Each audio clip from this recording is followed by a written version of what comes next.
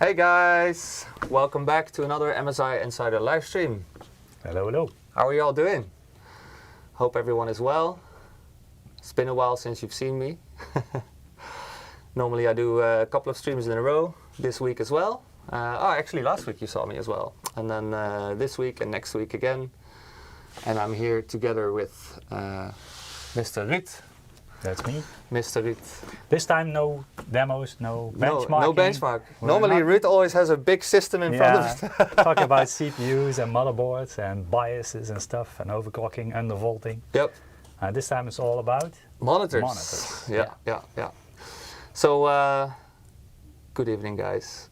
This time around we decided to do a monitor stream. We haven't done a monitor stream in a while. And last streams, especially when the CS stream is here, we saw there's a lot of questions when we were talking about monitors, specifically OLED, which we will touch on today, about technology. So basically today the idea is we will go deeper into the technology of monitors, and hopefully we will give you kind of like a training or an understanding of anything you need to know about monitors. Yeah. So if you have any questions about gaming monitors and the technology behind it specifically, feel free to ask us. We're not showing any specific models today. It's just a general live stream, informative stream, an educational stream today. So yeah. Without further ado, let's go through it. Starting off with, of course, our segmentation. A little bit of background information about our branding nowadays. For monitors we have, like desktops, we also have MAG, MPG and MAG series. And we have the G series below that actually, which is the entry gaming mostly, and the esports versions. So MAG is the most high-end version of our branding, which is basically the aesthetics, but also the most high-end performance, as you might already be aware. MPG will also cover the stylistic version of our brand. So basically those versions will also have the nice RGB and the nice looking designs, and are mostly made for also performance obviously, but a little bit the lower segment below MAG. And then MAG is the, not entry. Well, we could say entry a little bit, but it's definitely not low end. But it's the no nonsense products, I would say. Mostly aimed for performance, and not all the whistles and bells around it. Mm-hmm. So. That's the segmentation for us. That also will be going forward into the future. They will have all the naming for that and all the branding for that. So yeah, something to look forward to. Next slide, please. Okay. Yes. I'm on the controls here. Ruudt is on the controls so today. Bear with me. Ruudt has a lot to tell you guys. A lot more than I could ever tell you about monitors. He's our. If you don't know Ruudt, by the way, Ruudt is our main. Director, is it, from FIE? No, manager. We don't have a director. We don't have enough people. But FIE department is basically our technology department who pre-test everything for us and make sure everything works. And a lot of compatibility. A lot of compatibility. Customers, but also testing samples for reviews and stuff like that. So they help anyone from customers to influencers as well to our local staff. They educate our local staff. So Ruudt is very knowledgeable on almost every technology subject from MSI. At least MSI products. Yeah, for sure. Not on chairs though. Not on chairs, no? There's not much tech to chairs, is there? No. I don't have a training for chairs. No. Not yet. Not yet. Maybe when there's RGB LEDs Exactly. Yeah. I was about to say that. When there's RGB chairs with USB ports in them, maybe then. All right. Going through the new naming rule a little bit. The MAG and above series, so basically from entry level and above, we have a current naming rule.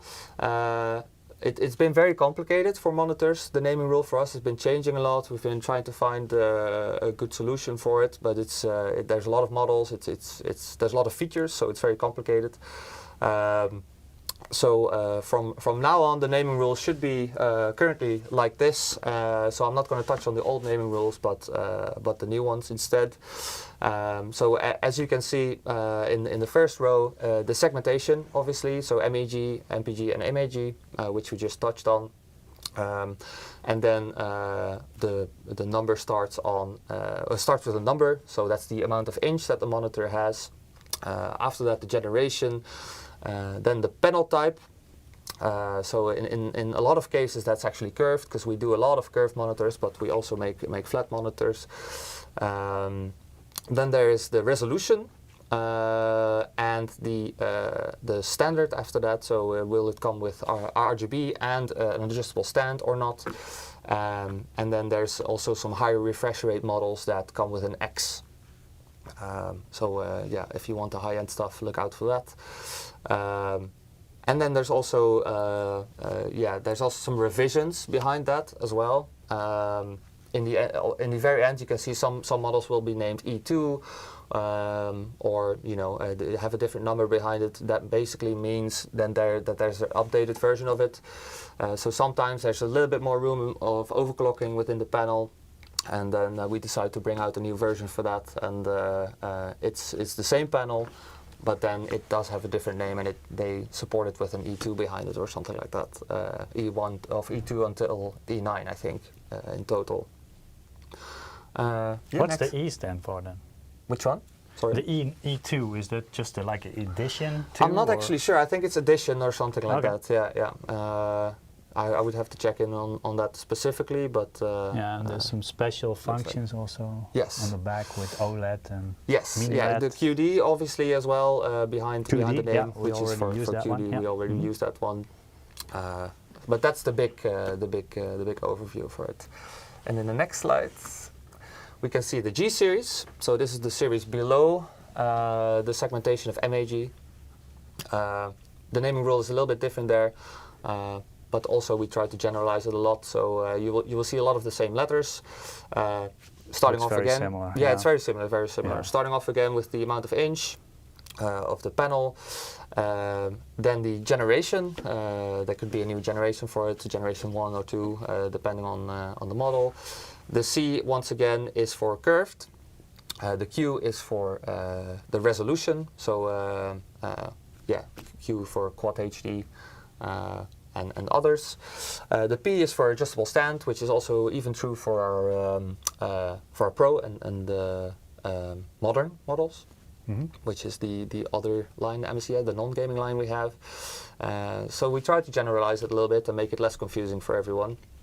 And the rest actually is the same. The E2 could also be behind it. There could be QD behind it, special revisions or special features like high refresh rates, stuff like that. Also use the same letters for this series. Yeah. Okay. Thank you. Then for Artemis is a little bit different. We also have an Artemis line, which also says it in the name. But that's basically also kind of the same. It's as you can see again, the amount of inch, the generation, curved or not Artemis curved. means it's the R1000 curved segment. Yes, so the more yes, curved. yes, yeah, the most very curved. curved. Yeah, very curved. Yeah. Very curved. Is that? Yeah. Okay. I don't know if it's at 1000R. We'll touch more on the curvature later on and the benefits for it, and maybe why you would want it and why you would not want it. But yeah, basically the naming rule, as you can see, is mostly the same again. So we try to generalize it and make it less confusing for you guys. Any questions on this? I see some questions, but we will touch on most of those actually in the presentation, so not going to answer those yet. Okay, let's move on. I think there's a question about, do you do any 16 by 10 panels? I don't think we have. I don't think we have those. No, we 16 have by them 9 in laptops, but not in monitors. No, pretty sure we don't. No. Not yet, at least. Not yet. No. Well, we will actually get into the aspect ratios as well later on. Yeah, we have that in the overview. But so, yeah. more in the wide than high. So yeah. Yeah. Yep. So the ultra wides instead of the a 16 by 10 is less wide than the 16 by 9. So anyway, I'm interested to see why you would want those though. I'm curious. So let us know. Let us know why you specifically are looking for that aspect ratio. it's getting more popular in laptops. Yeah, it is. Yeah.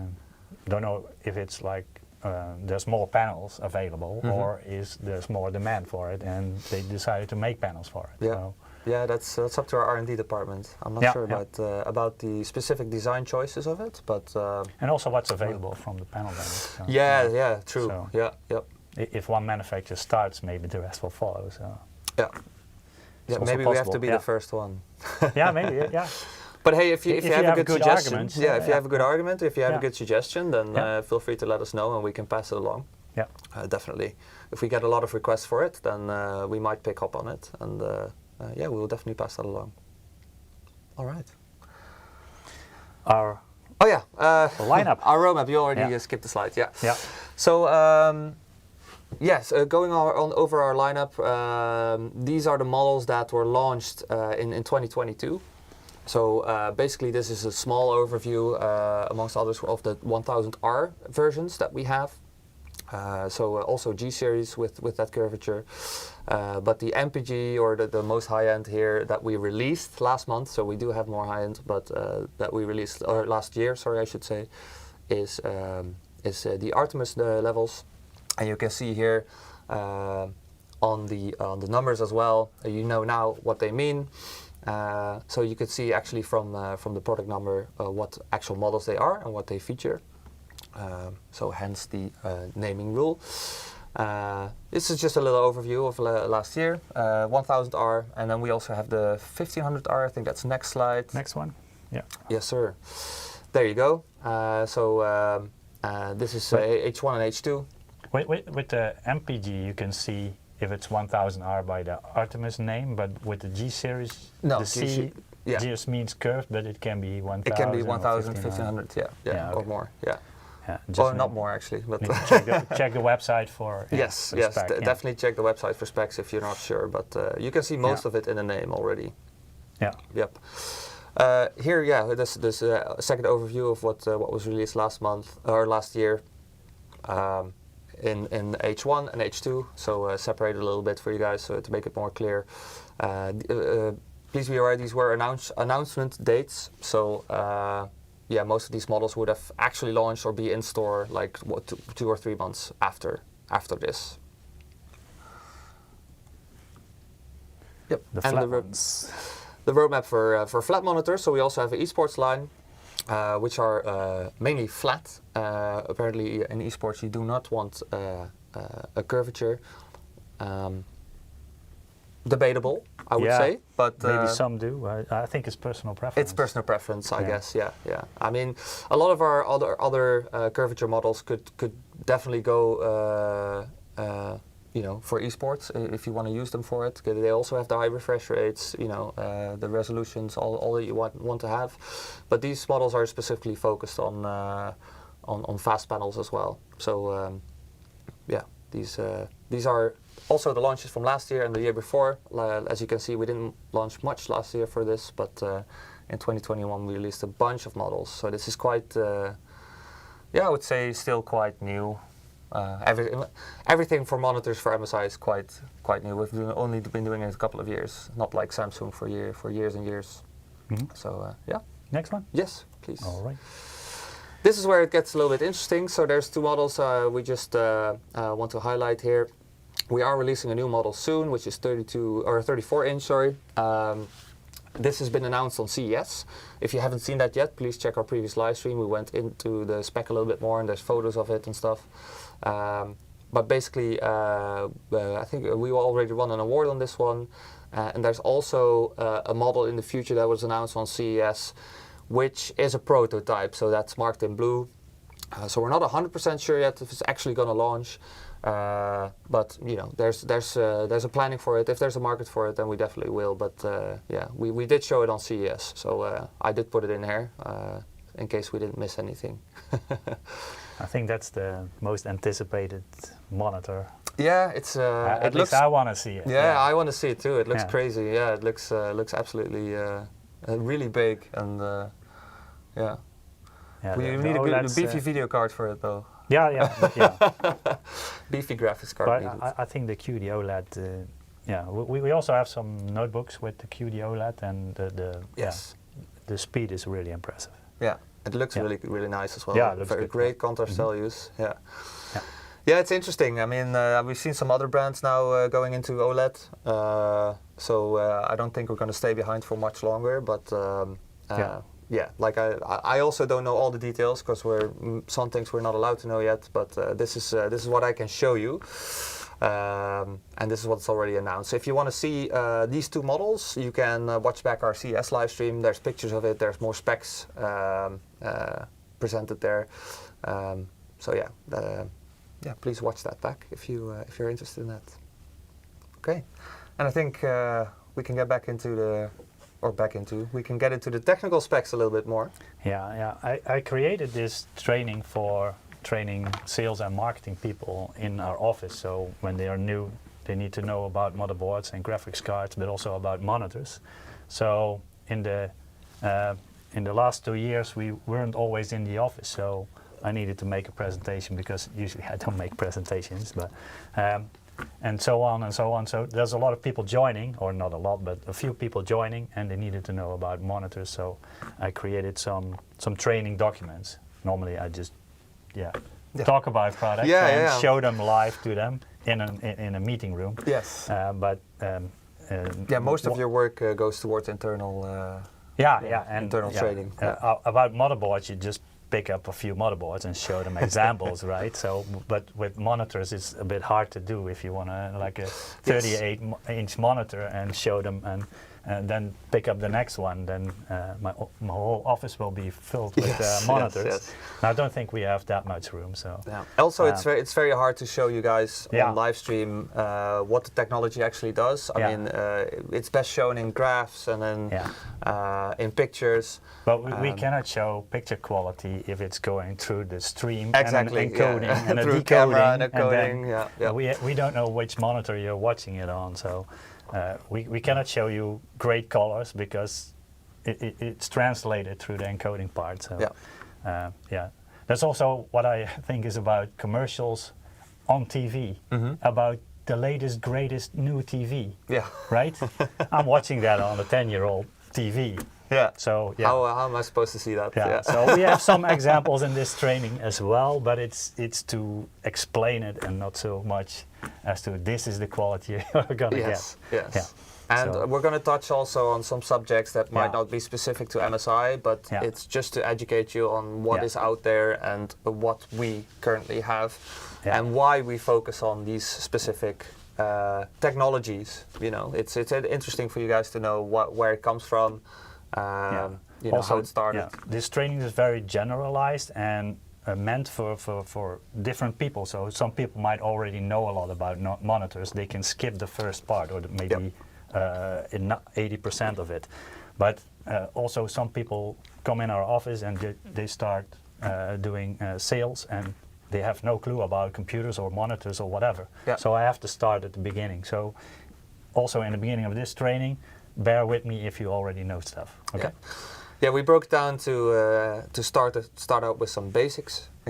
So we start with the basics, and basics is we have different kinds of displays. So in the left top corner you see the old CRT, the cathode ray tubes, the heavy TVs with a big tube on the back. So normally now it's a flat panel. LCD or OLED is very common. On the top right, or in the middle right, I should say, that's the original crystal LCD display without color, so the monochromatic. But that's where all the LCDs are based on, and this is just a crystal that blocks light, and the light is coming from outside of the display, so this display doesn't generate light itself. If you want to do that, you have to put a light behind the crystals. Hence why you don't see it in the dark. And that's what you might see on your phone, and a phone can also be an OLED. The bottom left, that's a very modern type OLED TV. TV, That yeah. should be an OLED, yeah. And the bottom right is a big signage display. It's actually outside this industrial park. Our Is it colleagues, still there? Yeah. our colleagues can see it every day when they drive from the highway to our office, and they pass this signage every day. That's more of a mini LED display. So you will also see that in big concerts and stuff where you have to watch big screens from far, and also in daylight. So yeah. Okay, that's just the basics. Of course, there's more to it than this. There's also like the old plasma displays, but also think about e-readers, the e-ink. Yeah. That's also a display that is very specific for a use case. It doesn't The ink output readers, any yeah. output any light, but just reflects the light that's in the environment and stuff.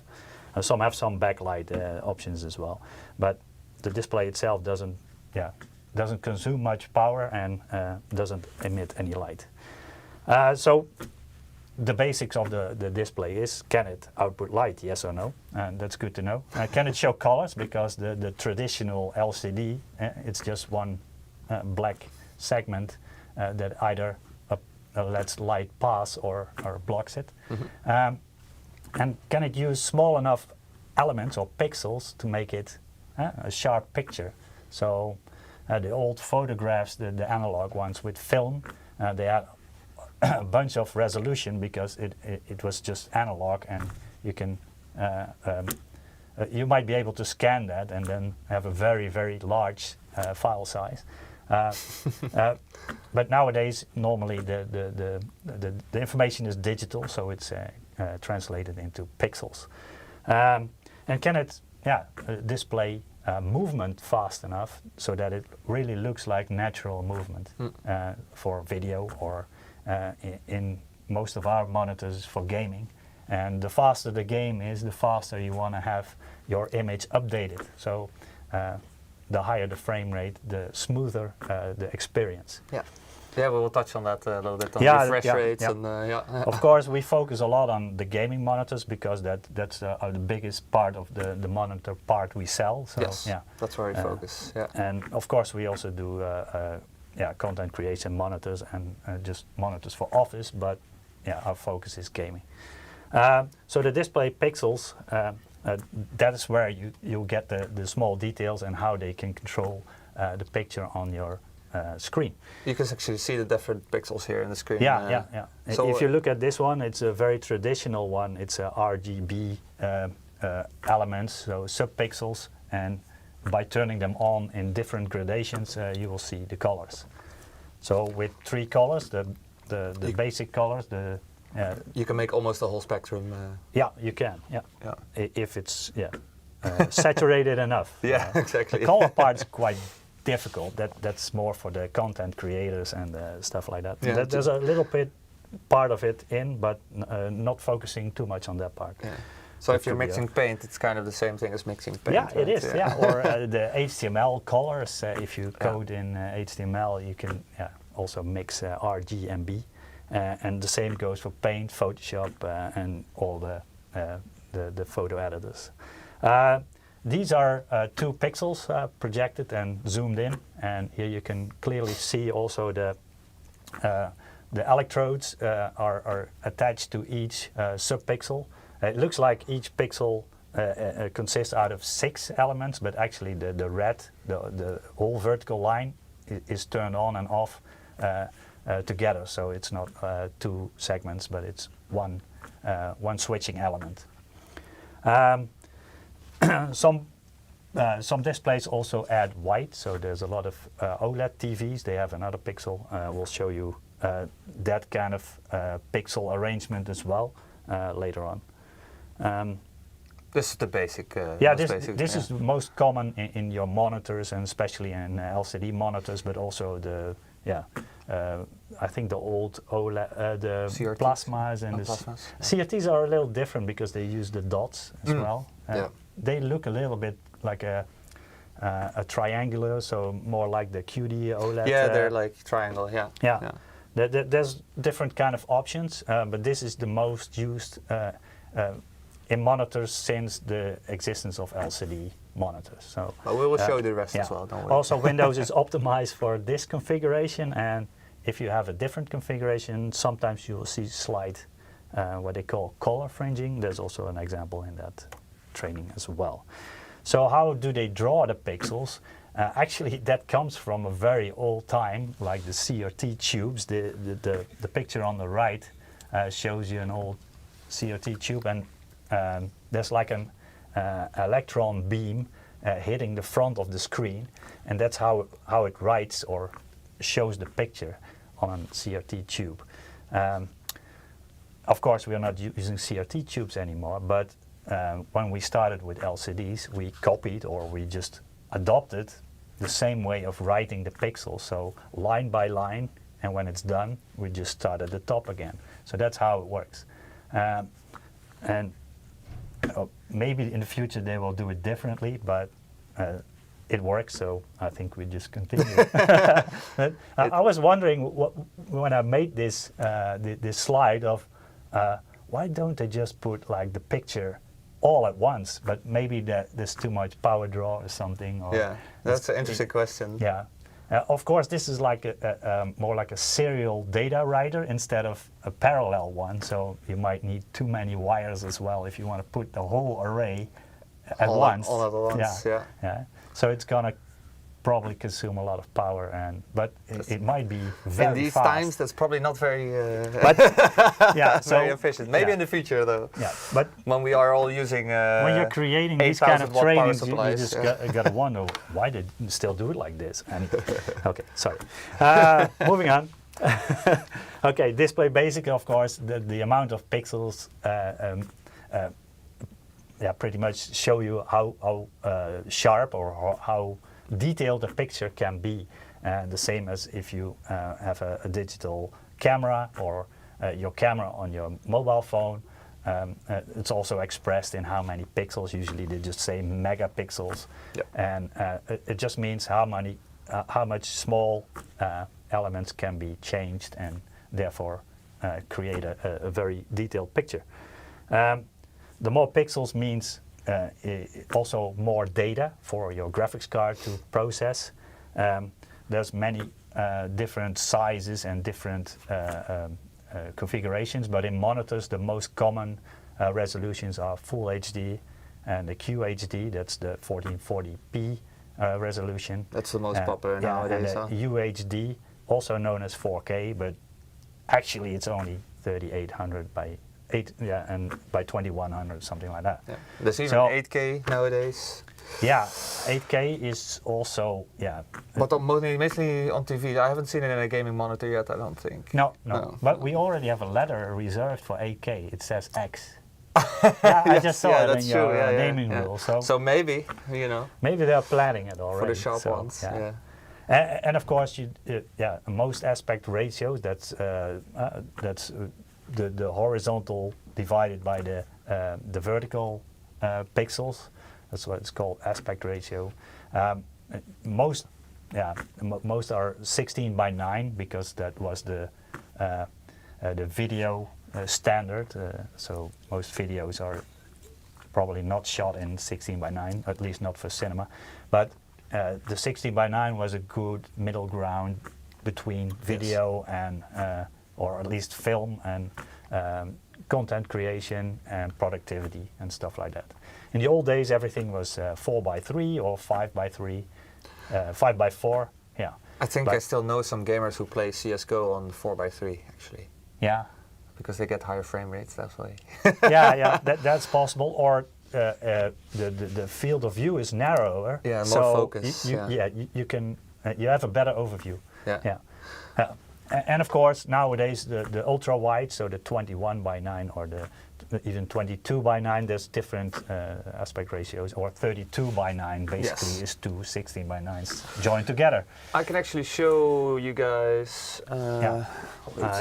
I know in laptops 16 by 10 and 3 by 2 are getting more popular. Maybe it's also because of the panel. So if you're wondering what a 16 by or 16 by 9, 21 by 9 panel would look like, this is it. And then compared to a normal one, so 16 by 9 is what I call normal. Yeah. Because that's kind of the standard. They're a little big, but yeah. Does it fit? Oh, yeah, almost. it fits. Yeah. So you can see the difference. Yeah. It's a lot longer, and basically the rest is the same. It's just the width that is. You tried to clean that one, right? Yeah. I see some wipes. Somebody did. Yeah. Somebody tried. So yeah, that's the gist of it. Be careful with this one. Yeah, Don't break be it. very careful. And then there's our 4K screens as well, which this one is a big boy. Yeah. But this is also, so it's bigger than the other one, but it's also still the same aspect ratio, so 16 by 9. Yep. So yeah, very common 60 by 9 for most gaming brands, I think. It's most desired monitor. Yeah, we don't have 32 by 9 yet, right? Nope. No, I think 21 or 22 by 9 is the max we have at the moment. Yeah. Also, the two examples here are the 16 by 9 on top and the 21 by 9 on the bottom. Yeah. So, also there's different types. There's plasma, old TVs, OLED or micro LED. Micro LED is a new technology, apparently it's very difficult to make in smaller panels. So. So there's wall-size micro LED TVs, so that they're not talking about inches anymore, but in meters or in feet. Mm-hmm. So very large, wall-size TVs might be micro LED, but in the future that could be something. But at the moment, OLED is the one with with each subpixel lighting up itself and not with a backlight like LCD. Touching on that. LCD crystals are basically just crystals in a liquid. That's why it's called liquid crystal display. And if you put a voltage on it, the crystals will align according to the plus and minus of your electrodes.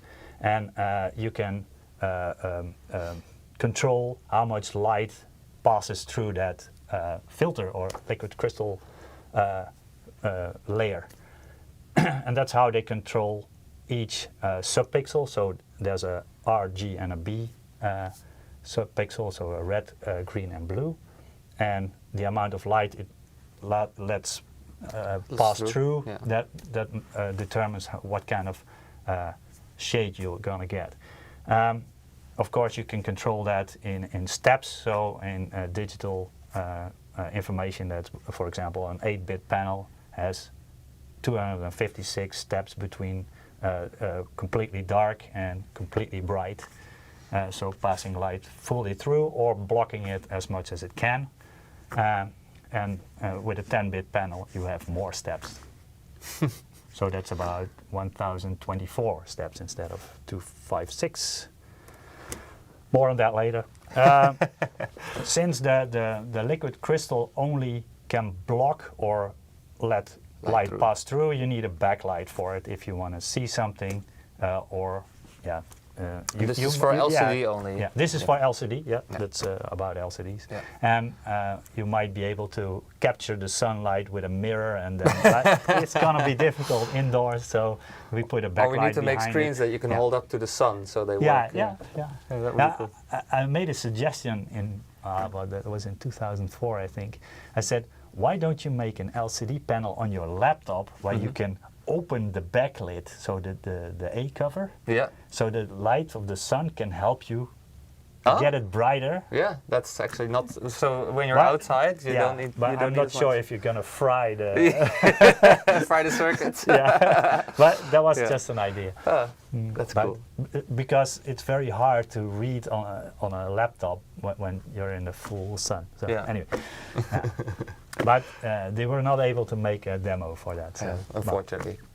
Well, it was just a naive suggestion, and maybe it brings some ideas to some other people who are more into innovations than me.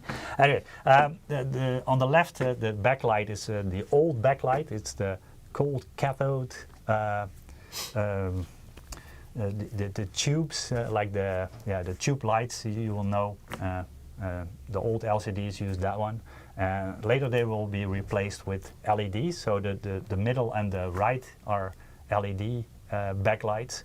The right picture shows you an edge lit backlight. So basically the LEDs are only on the edge of the monitor, and in between there's like a diffuse, it's not glass, but it's some kind of plastic. A diffuser. A diffuser, that's just transporting the light and making it more uniform. One cool thing about the middle picture is also if you have a full array of backlights like this, they can turn certain sections off. Yeah, exactly. So the black values are much better. Sometimes they call this type of panel, it's a mini LED panel, but actually it's an LCD with a mini LED backlight. So there's some and there's also some marketing techniques behind it, because I think I've seen it in TVs where some only had 4 big backlights, and then other TVs had like a lot of them, and then they could only turn like big sections off. The key about what they call is full array local dimming, or FALD. The mini LED part is not interesting. Yes. The amount of zones you can dim, that's interesting. Yeah. So if you have like dimming zones up to some edge lit monitors can dim in 16 zones, but 16 zones is not a whole lot. So yes, you might be able to artificially increase your contrast ratio because you can dim it, but in reality, it doesn't help the experience. With the full array local dimming, the amount of zones you need to get a good experience is about 100, they say. Or at least I get it from reviewers. And above 500, then you will get a close to OLED experience, because OLED, each pixel, each subpixel can be turned off completely. And if you turn off the lights completely, it's completely dark. Yeah. With LCD, if the backlight is on and the liquid crystal blocks the light, there's always light coming through it. The liquid crystal cannot block all the light, so that's a problem of LCD. And a way to see that as well, if you have, for example, your TV on or a monitor on, it's never really black. You can always see, if you're watching a movie with a black background or something, you can always see it's gray. It looks gray kind of, but it's not gray. It's like it's the backlight coming through the pixels kind of still. And the local dimming that helps. With OLED you have not like 100 zones, but you have each pixel has 3 zones already. Because each subpixel can be turned off. So that's the cool thing about OLED. Or even each pixel can be turned off. Moving on. Connecting a monitor, this is a very old one because it still has VGA and DVI on it. Those, the VGA probably a lot of people still know, and still some monitors they have it, and still some graphics cards they have this kind of connection, or some old Beamers, the projection ones. They still have VGA. They also have it. Yeah, definitely. Old laptops, they also have it. But we're not using that much anymore. DVI was the first digital standard for displays, and basically HDMI came out of the DVI signals and made a at least a more compact connector, and added audio to it, because HDMI is from the TV industry, or the TV video industry, and DVI was actually designed for monitors in the beginning, and DisplayPort was also created for monitors, and it's not related to TVs that much. There's not a lot of TVs that have DisplayPort, but there's a lot of monitors that have DisplayPort and HDMI. Do you think they will go there in the future or not? No. I think HDMI is the way for TVs. And that will continue to be so. There were some newer, I think there were Panasonic TVs that still had DisplayPort, but the other brands never tried it. No. Somebody's also saying there's USB-C displays. Yes, USB-C connectors are also used on monitors, and that's actually a DisplayPort interface in a Type-C connector. You also have converters, so there's a USB-C on your notebook, and you can buy a USB-C to DisplayPort cable and connect any DisplayPort monitor. Given if you're... I think Apple does that a lot, right? Also, yeah. Apple also has Thunderbolt specific monitors, or at least they had. I'm not sure if they still do. Don't know that much about Apple. We don't talk about Apple here. I don't have an Apple, so the only thing I see is that I read on the internet. I wouldn't even know how to work an Apple, to be honest. Never done it. No, but, anyway, the DisplayPort or the USB Type-C can have different interfaces. It can be Thunderbolt, can be USB only, can be USB and DisplayPort combinations. There's even a possibility to have USB and HDMI combined, but we don't see that much. But the Type-C connector can be very versatile, so check your products, what it can actually support. So being versatile is good in one way, but also confusing in another way. Yes. So check specs, that's my advice. HDMI, they added audio to it, so you can do video and audio over the same cable. They also added some extra signals for remote controls, because TVs are usually controlled by a remote control, and also audio return channel is in there, so you can connect like an audio video receiver and stuff like that.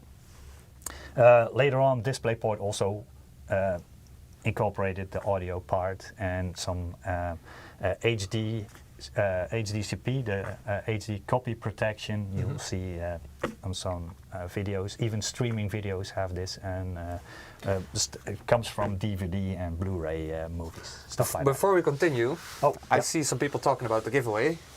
Giveaway time. We have a beautiful giveaway today, once again, guys. It's going to be Steam codes. The link should work. Maybe try it in a different browser, my friend. If it doesn't work for you, maybe it's a cookie issue or something. I don't know, but it seems to work for other people, so it should be okay. So there basically is a link to a Gleam link in the description of the YouTube video, and the bots from Twitch and YouTube will also spam it in the chat now and then. If you want them to spam it more often, I think ! giveaway is a way to pull it up. But you can still participate even after we do this first giveaway. I think we'll be giving away about at least 5 today. Oh, 5. No, just 1 for now. Actually, we can do 2. We've been talking for 45 minutes already. So. Oh, really? Oh, time flies. Time flies when you're having fun, guys. Talking. Yeah. Let's pull up some winners, guys. Okay, let's draw. It's completely random, so it takes some time. Okay, so the first one is Palios. Palios. I hope I'm pronouncing that correctly. Congratulations. The second one is Ryan W. Ryan W. Ryan with a win. Ryan with a W. With a W. Yeah. Yep.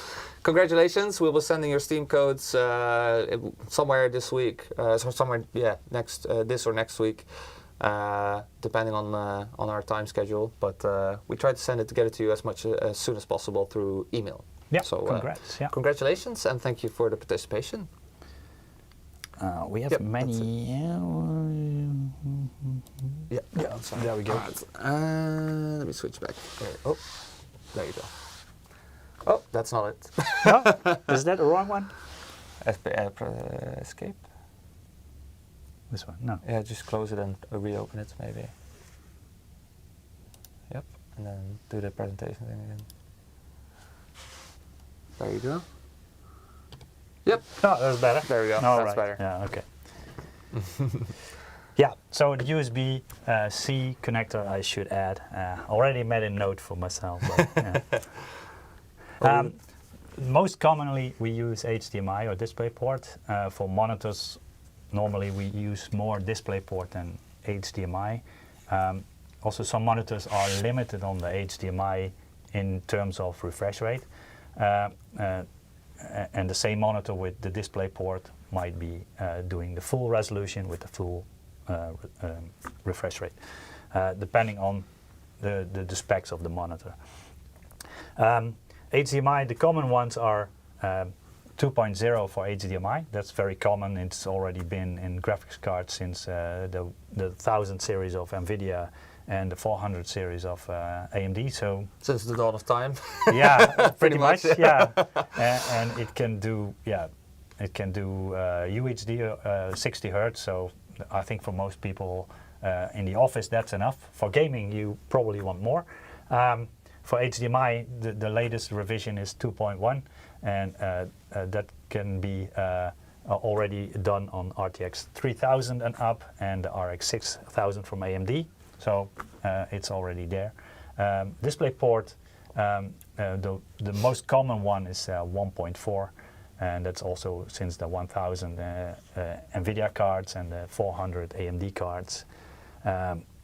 Nowadays, they are going to, actually the DisplayPort 2.1 version is already launched, and the first graphics card that can do it is the RX 7900 XT and XTX from AMD. With the DisplayPort 2.1 versions, there are like 3 speeds you can support. So yeah, maybe the 2.1 doesn't say everything. So I put 54 gigabits in brackets. So that's the first card it can do. We don't have monitors that support DisplayPort 2.1 yet, but no need maybe with 8K you need it. Yeah. So yeah. The future. Yeah. There's also a small note or a small part of information behind, in between brackets. That's DSC. That's a display information compression. Display stream compression. So the compression is lossless, so you don't see any difference from the real picture. There's also other ways to control or limit the data rate, is by sending less color information to the monitor, also known as chroma subsampling, and that's used a lot in video, so also in TV and like the Blu-ray players and stuff like that. If people still have that, I have no idea. Does that still exist? Yeah. But sometimes you see like the color information is 422 or 420. Then it's usually described as YCBCR, and then 422 means it doesn't contain all the color information. And for video, that's not really a problem. For monitor or for text and stuff, really detailed stuff, what you see on the desktop or Windows desktop, for example, then you'll see small artifacts missing some colors. Well, that's all older technology. Nowadays, the direction is more in towards newer DisplayPort and HDMI versions, being able to transport a lot more data. Good question in the chat, by the way. Okay. It's not a dumb question at all, guys, by the way. Are these cables backwards compatible? So can you use a 2.1 DisplayPort cable on a 1.2, 1.4? Yeah, backwards, connector? yes. So if you have a newer cable, you can use it on older products, no problem. Yeah. And the connections are the same, but a DisplayPort cable 2.1, there's 2 versions of it, a 40 gigabits cable and a 80 gigabits cable, at least the certified ones. There's going to be maybe even your old DisplayPort 1.4 cable might work with the 2.1 standard as well. Okay. But it's not guaranteed, so that's what they're going to sell you. They're going to upsell you the 80 gigabits most expensive DP cable with gold plating and braided and stuff like that. Great margin on those products. Probably, yeah, probably for the margin, yeah. And they also do that on HDMI, by the way, so, yeah. But we don't know about DisplayPort 2.1 yet, at least not from experience. So, we do have, we can see the graphics cards, but there's no display monitor. No application yet. for it yet. Yeah. All right, let's move So, on. We have a lot to go through. First, you need like first there needs to be the need for a higher spec, because there was like the time that the first OLED TVs, there was a discussion that it couldn't do the full 48 gigabits of HDMI 2.1, but it was a 4K 120 hertz TV. So the information of 4K 120 hertz doesn't require more than 40 gigabits. So why would you be able to get the full 48 gigabits anyway? So yeah, if there's no need to go higher, why do it? So yeah. Refresh rates. Well, refresh rates, of course, on the left you see a nice animation. Probably a lot of people have done this in the past. Quick scoping. And yeah. Or the left one. The left one, Oh, yeah. The right one, there's also a lot of people who do. This is the prettiest one I've seen, though. It's a really cool one. At least this is the one of the most well-known games that needs fast pace. So the CS:GO, Counter-Strike Global Offensive, I think is still played a lot in the whole world. So yeah, and competitively. So if it can give you that slight edge to beat your competitors, then they're probably then you gonna, want it. Right? Yeah, then you want it. Yeah, exactly. So lower the settings and everything that makes it better for run you. Slower. Yeah, run. Yeah, more course. The left one is, of course, a moving picture or a video is actually nothing more than pictures in sequence. It's basically separate frames. That you see frame by frame. Yeah. And if you see them fast enough in a row, it looks like motion. It forms a motion. Yeah, that's what it does. Yeah. It's cool representation, definitely. Of course, refresh rate. In the old days, if you just connect a monitor, then the default mode is that VSync is on, or at least that's how Windows treats it. And every time the monitor wants to display a frame, it will just ask the GPU to give that frame. And so the GPU listens to the monitor when it needs an update. And that's what's called VSync on. In games, that means if you have a slower monitor, then also the information will get to you slower. If VSync is off, then the GPU will just render as much frames as it can, and it will just let the monitor update wherever it left off. So in the middle of a frame, so where the red box is in the right picture, there you can see a screen tearing. So meaning above that that shifted line, so you can see the tree top. That's more to the right than the bottom part of the tree. So it means the old frame is on top, and the next frame is already written below it. So it means the GPU already had the new frame ready at 1/3 of the frame being written. So the display will just listen to the GPU. Oh, new information. Okay, I'm gonna continue here then, and then it creates the screen tearing. So that's a disadvantage of VSync off. But there's also an advantage, because you'll get the latest information available in the system, or at least from the GPU, and that might give you just the edge to see the latest information and to get the kill, or at least, or not get killed is also very important. That's basically information from user to PC and back. Yeah. And that needs to be updated as quick as possible for you to not have any lag. So there's two ways. So increase the refresh rate. That will help, because then you will get more information. And so, or at least you get more updates. So the latest information will receive you as a user sooner, or turn VSync off. And then if your monitor is not able to keep up, at least your GPU will produce the latest info. But that will create some artifacts like the screen tearing.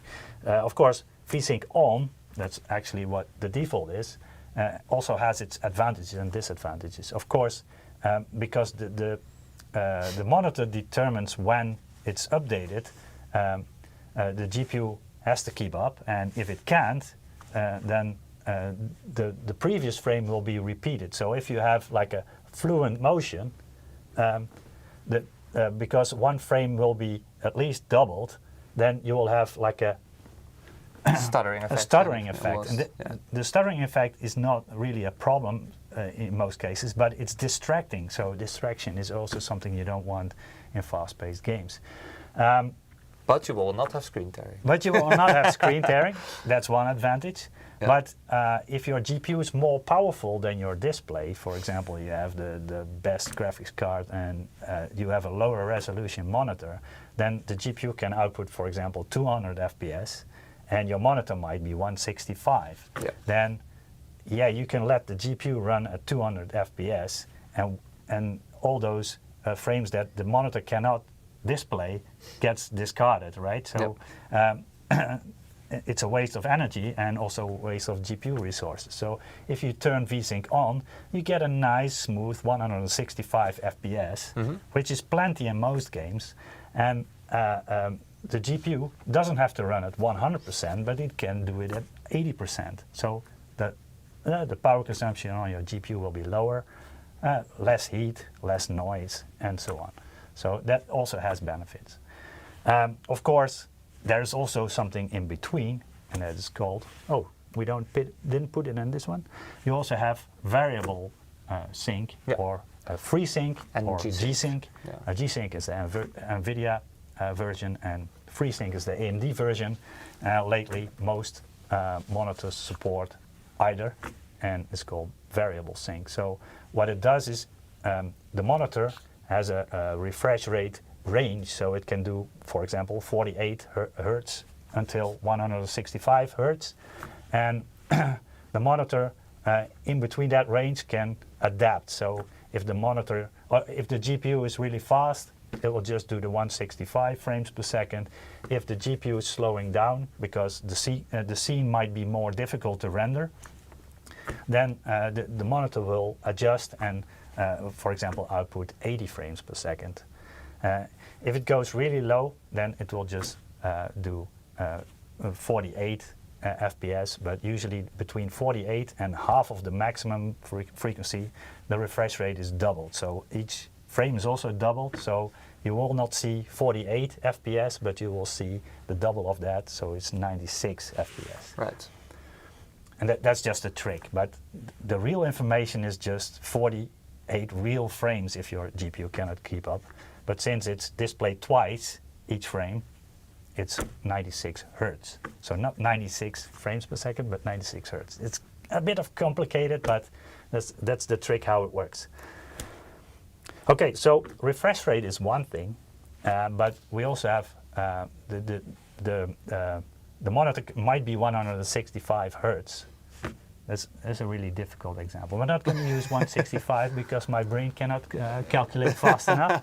So we're going to use 120. Yeah, 120, is that better?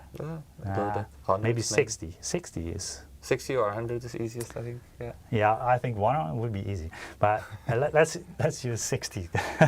So each 16.6 milliseconds, the monitor expects a new frame. So it wants to display a new frame each 16.6 milliseconds. But there's a lot of panels that are too slow. For example, in this example, these are, I think these are a bit of older reviews of laptops, and not all laptop displays are meant for gaming. So the left one is probably not meant for gaming, and you will see it has a 26 millisecond, and I think it's a white. Yeah, the rise time is 15.8 milliseconds and the fall time is 10.4 milliseconds. But as an example, it means it's kind of slow to reach the full color in 16.6 milliseconds. And what that creates is what you see on the bottom. This is a picture taken on that screen while running the test UFO. Motion blur. Yeah, and then you'll see the motion blur because the pixels are not switching to the right color fast enough. If you have a better panel, so that the example is on the right, you will see the moving UFO a little bit more clear. And so the combination between refresh rate and response times will show you the moving picture more, more clear. More clear, more crisp. The picture will be as it is meant. But there are some other artifacts as well. In LCDs, the crystal needs to close or needs to open itself to let the backlight pass through. So that takes time because the crystals are in a liquid, and that's kind of slow, or slow, what's slow? It's in the milliseconds, it's not in the nanoseconds, it's not in the microseconds, it's in a millisecond. So also some monitors, they claim they have 1 millisecond response times, but usually if you're gonna measure it in detailed monitor reviews, this one is from Hardware Unbox, I guess. Yeah, or TechSpot, that's basically the same editor. And we can make it a little bit easier to read. Oh, good. Yeah. What? Yeah, this is a 165 monitor apparently, and I think, I'm not sure, it doesn't say which one. Anyway, there's a trick. So if you don't want to go from full black to full white, or as black as it can get, then there's room to overshoot that target and then drop off. So basically, the overshoot means that it will reach the desired level of the color sooner. But because of the overshoot, it will also show a lighter picture. And the overshoot is shown on the test UFO again. On the bottom right picture, you can see the white trail. The white trail means it's an overdrive panel, and the more overdrive, or usually in the monitor settings, you can set, for example, I think it's motion picture. No, I think it's response time in our monitor. Probably, normally it's on fast, but there's also fastest. Yes. And that means more overdrive, and also means more of that white trailing image. Is that a name for that? Ghosting? No, it's not ghosting. It's not really ghosting. Ghosting is like doubling the picture. We also have an example of that one. But there's also, of course, besides overshoot, there's also undershoot. So depending if you going from a light color to a dark color, then it will undershoot and it will show a darker picture. So you will get a dark trail behind your moving UFO in this case. But undershoot and overshoot is called, the technology behind it is called overdrive, and that's specifically a thing for LCDs, because the crystals need to move, and that takes time. So to make them move a bit quicker, just put more voltage on it, and that's called overdrive. All right. LCD types, there's 3 different types, or 3 different main types, I should say. Probably there's even more, but not that common. The TN panels, that is the oldest technology, called twisted pneumatic. The names and how they work is explained in the picture on the right side. I'm not going to talk about that because I have no clue how it works exactly, but it just means the electrodes are on different places, so the crystals are moving faster, or is better to produce, or it has, but the main thing is it has advantages and disadvantages. So the TN panels, what you can say about it is they have fastest response times. I should correct that. It should say fast response times, because not all TNs are very fast, but they can be made very fast.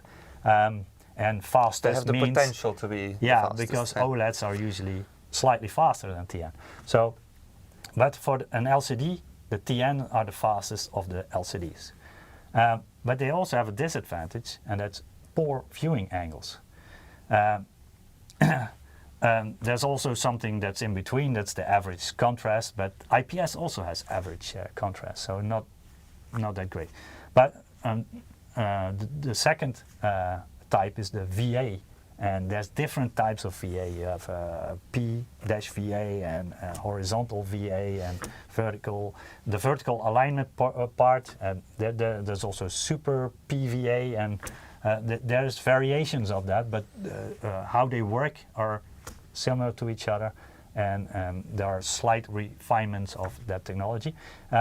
What that technology brings is high contrast, so that's quite good blacks for LCD. So the contrast ratio on the VA is definitely much better than the TN and the IPS. So it's more in the range of 1 to 2,000 or even 1 to 3,000 is possible on a VA panel. While the TN and the IPS usually are around 1 to 1,000 contrast ratio. So the black is not that black. And for a VA, that's a possibility. Also has some disadvantages like slower response times, and there's also in between brackets black smearing. Some VA panels with dark moving content, there's a black smearing, and you might be mistaking that for underdrive or undershoot, but it's not. It's the VA panel. So it's not, even if you turn off the overdrive function, you can still see it. So that's a thing that's, belongs to the older VA panels. The newer ones, I haven't seen that much black smearing anymore. So it depends on the generation of the VA panel as well.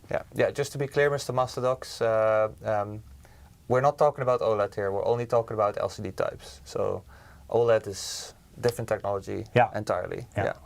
OLED can be fast. OLED can also be almost the same speed as TN, but you can make OLED faster than TN. Yeah, definitely.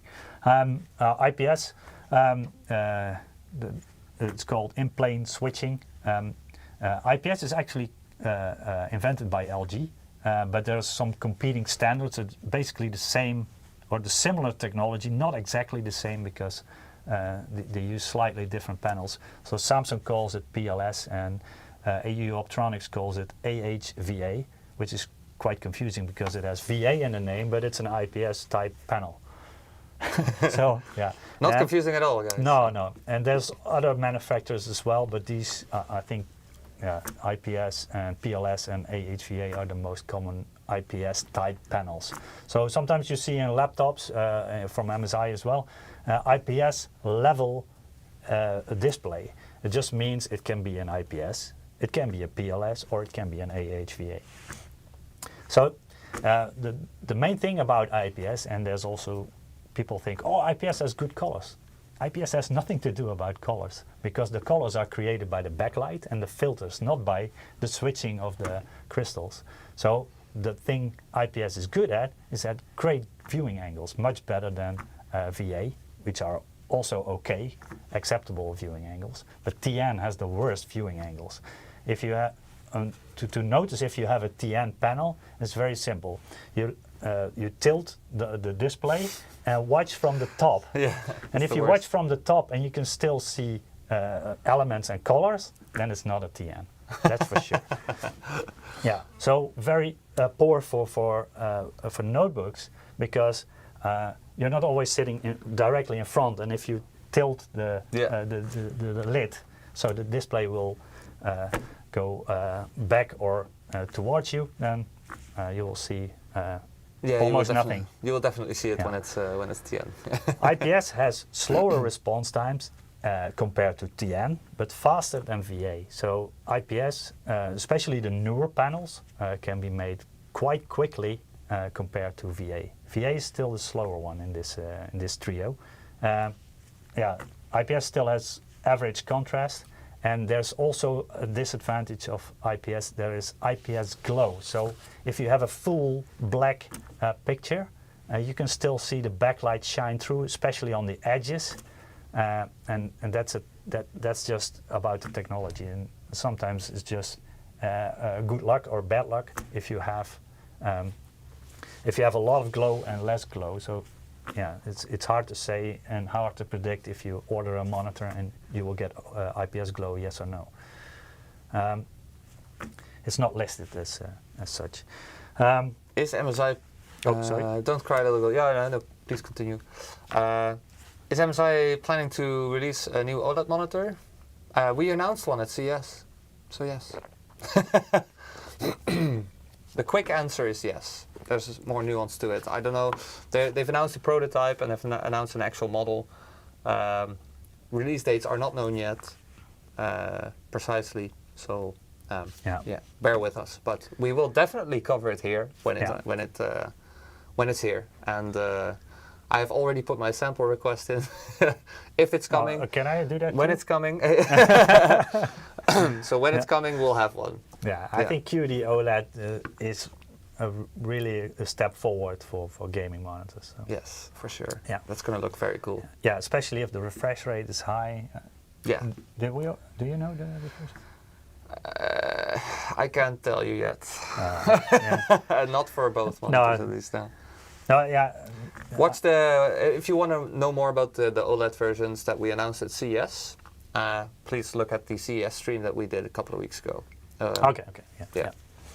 Of course, everybody's highly anticipating the OLED panels. Let's talk about it. Yeah. So let's talk about it exactly. So there's there's advantages and disadvantages of OLED. First advantage for any OLED is that it has perfect contrast, because if you turn off the light, it's completely black, and complete black means the highest brightness and divided by 0 is infinite contrast, so cannot be higher. Somebody says 240 hertz of the QD OLED, so that would be interesting. Yeah, it's going to be a gaming monitor, that's for sure. Yeah. In combination with the 240 hertz, fastest response time, so it's going to be less than 1 millisecond or equal to, depending on the transition. I believe in the lower colors, so the darker colors, the OLED is a little bit slower than in the other colors. Anyway. Also, OLED has perfect viewing angles, that's also a big advantage, but there's also some disadvantages, and that's probably the reason why it's sometimes, or why it took so long before OLED came into the monitor segment. So we see OLED already a couple of years, very popular in TVs, but not that much in laptops or in monitors. Laptops a little bit earlier. But most panels were geared towards content creation and stuff like that. Last year we saw some gaming OLED panels. There was also QD OLED, but the OLEDs have the risk of burn-in. So what it means is, if you're showing the same picture, and if you can see the Windows desktop, your start menu or your menu bar, Windows bar is already at the same, always at the same place, and your time and your date and stuff like that. So, or if you're watching a football game or something. And yeah, for TV it's also possible that logos of the channel might burn in if you're watching the same channel all day. That's a risk. So there are some tricks to combat this, and I also would suggest to use them. So you can auto hide your Windows bar. And you can also turn on usually the pixel shifting part, also part of the TVs usually. What it does is just, it shifts the whole display 1 pixel, and then after a few minutes another pixel, and then it just keeps doing that. And since it's only 1 pixel, it moves the content per each pixel, but you as a viewer don't notice. So that's a good thing. The burn-in risk, what they say, and time will tell, QD OLED doesn't have that as much as the white OLED panels. So let's wait and see. Yeah, because the QD OLEDs are very new, and we don't know. Yeah, the experience will tell. Yeah, it's such a new technology that we can only see that in like a couple of years if it's actually true or not. It might be a marketing thing that they say, but yeah, it's not been tested for 4 years or something yet. So, exactly. Nobody has actually seen it. So yeah, it could still burn in, but it's likely to have less chance, right? Yeah, I think there will be reviewers doing this. For sure, they will have their TV on 24/7. Yeah, but they will test the burn-in part of the QD OLED as well, I guess. for sure. The other thing that OLED is not that great at is the full screen brightness. Usually it's easier to do on an LCD panel than on an OLED. The newer OLEDs definitely get brighter than the previous generations. Usually they are cooled better, so put a heatsink on it and put more power through it, and then the brightness goes up. But it's kind of hard to make a really bright OLED panel. So that's a limitation, but since it has true blacks, it still produces a very nice HDR picture. So because of the high contrast, it looks very good, but the environment cannot be full bright. So don't take the OLED into the sun. At least a monitor and a TV will not produce very good brightness compared to a bright environment. There are some OLEDs, especially on mobile phones, that can go really bright, and usually they have a good peak brightness, but the full screen brightness is usually a little bit lower. That's a disadvantage, but the speed, the contrast is way better than any LCD can do. Of course, the contrast can be created better in LCDs, but I think we have that already covered with the local dimming part. Yeah, pretty much. So they try to mimic the experience in the LCD, the same as the OLEDs do. Motion blur, because each frame is held for a period of time. So if you have a 60 Hertz monitor or a 60 frames per second video, then each frame will be there for 16.6 milliseconds, and especially if you have a really quick response time, that picture will stay put for 16 milliseconds, and then it will be updated to the next one. So if you have motion, you can also see it as so technically, yeah, but so very fast. So in between two frames, your head is assuming the picture is, the object might go like this, and between this frame and this frame there will be a little bit of distance, and the brain thinks in between it should be here, but since it's holding here, I know this is a bit of a complicated subject to explain, but since there's a difference between what the display is showing and what the mind is projecting, because it assumes fluent motion, there will be a blur, and that's happening in your brain. So the picture, the monitor is doing exactly what it's told to do, but if the refresh rate is not that high, then you will see the sample and hold motion blur. So how can you combat this? Or why don't CRTs or the old big tubes have this problem? Because the CRT tubes, they had like the electron beam, and they are lighting up the pixels because it has some phosphor element in it, and that lights up and dies out. So it fades away very quickly. So it just gives a flash of light, and then it's dark. So the picture doesn't stay there for 16 milliseconds, but it's there only for a few milliseconds, and then it's black because it only flashes the light. So you can also create that in OLED and LCD by not showing the picture for 16 milliseconds, but just say, okay, I'm going to do it for 8 milliseconds, and then insert a 8 millisecond black frame. So with LCD, it's very simple. You just turn off the backlight, and then it's dark, right? Then you don't see the picture anymore. With the OLED, you really have to turn off all the LEDs, and then let them be dark for half of it, or 1/3 or 2/3, and the black frame will combat this motion blur. So that's one way of doing it. The other way is just increase the frame rate. So if you get more informations in between, so that if the steps get smaller, then it looks smooth for your eyes and your brain. Of course, if you're going to increase the frame rate, your response times need to be fast as well. Otherwise, you still get the motion or the pixel blur because it doesn't really achieve the correct. Yeah, black frame insertion indeed. Yeah. Yeah, black frame insertion is the name normally for OLEDs because it really needs to turn off all the LEDs or create a black frame.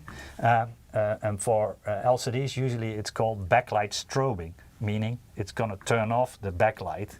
So the crystals are still in position, but since there's no light coming through it, you won't see anything. Yeah. So that's how it works. There's also a disadvantage because if you're turning off the light, your brightness will go down. So it can be half or close to half. So it's going to be hard to make a bright panel with black frame insertion. Yes. Yeah. So you can't have both, or at least not as bright as without the black frame insertion. It's complicated to display or to show or to demo or to explain. There's also different pixel layouts. Most commonly LCDs and some OLEDs, they use the RGB, so just vertical stripes. We've shown that already. Yeah. Yeah, I think that's the most common, and it's also where Windows is optimized for. So if you see text, so usually text is black on white or white on black, depending on what kind of if you're using dark mode or not. Then the true pixel, I think it's called, not true text. There's some function in Windows that optimizes fonts and stuff. Yes, yeah. True type or whatever. Yeah. And that's geared towards the RGB pixel layout to make text really smooth. If you have other pixel layouts, and these are only two others, because there's many more than this.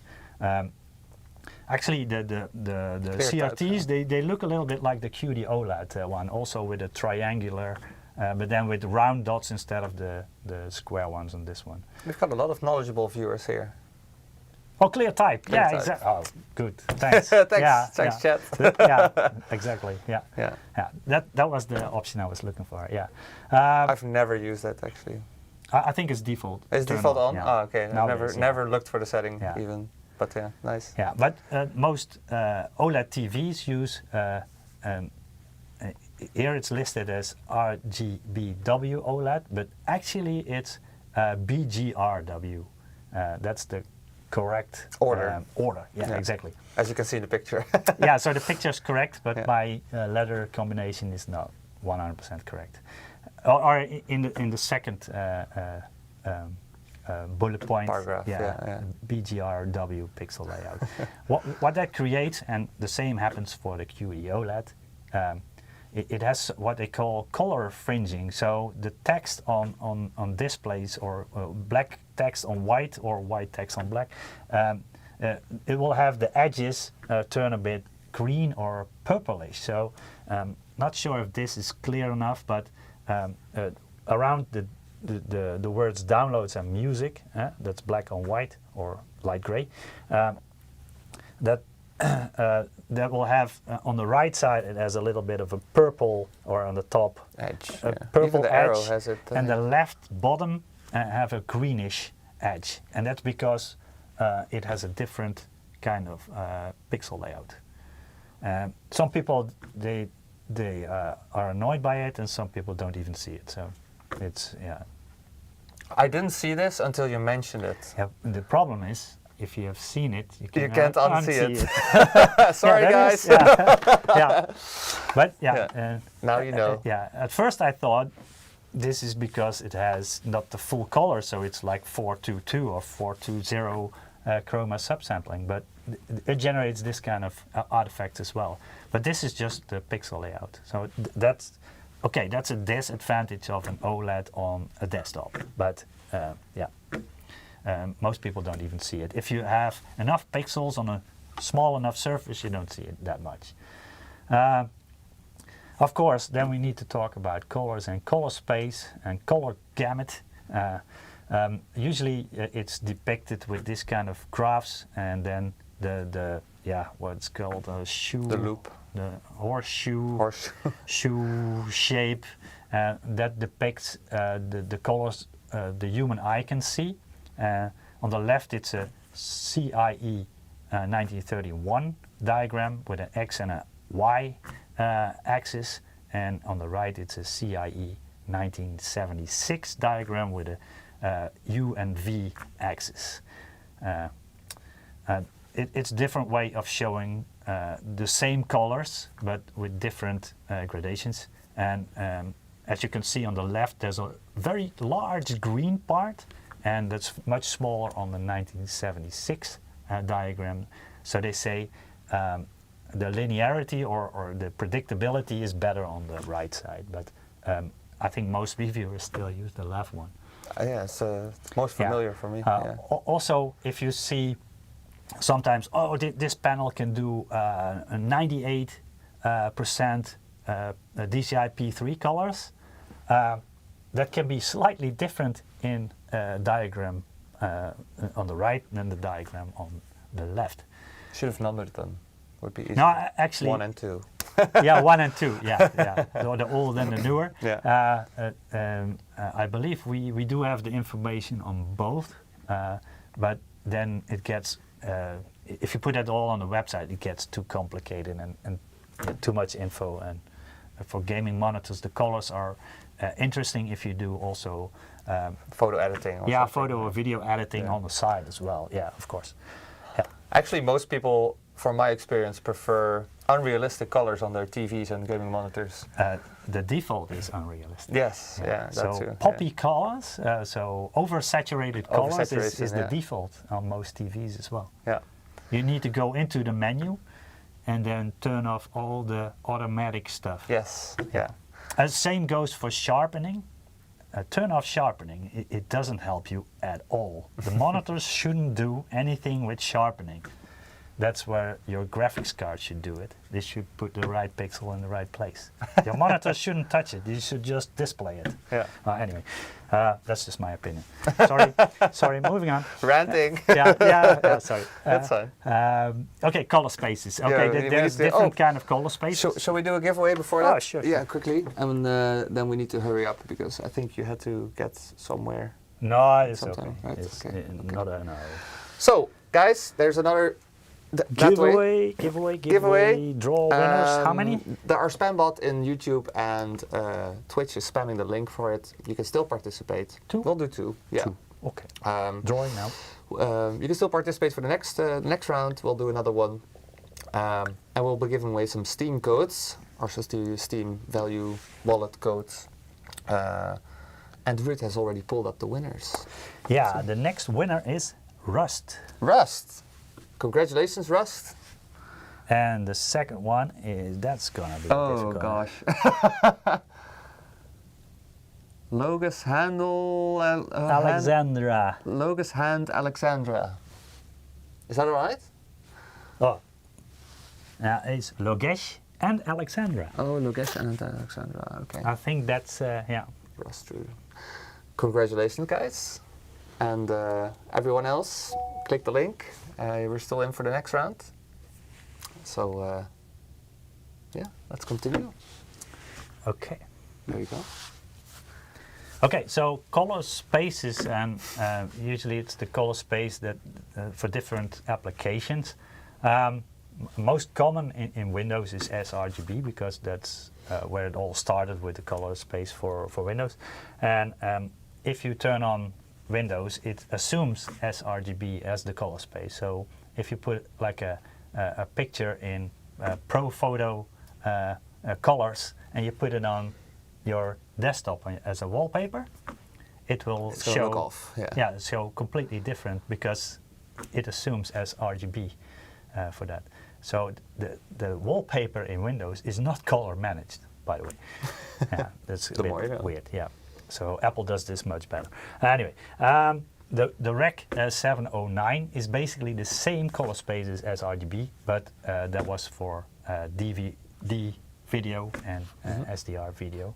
And then later on, the video adopted the Rec 20 20, so for HDR and Blu-ray videos, normally they are coded in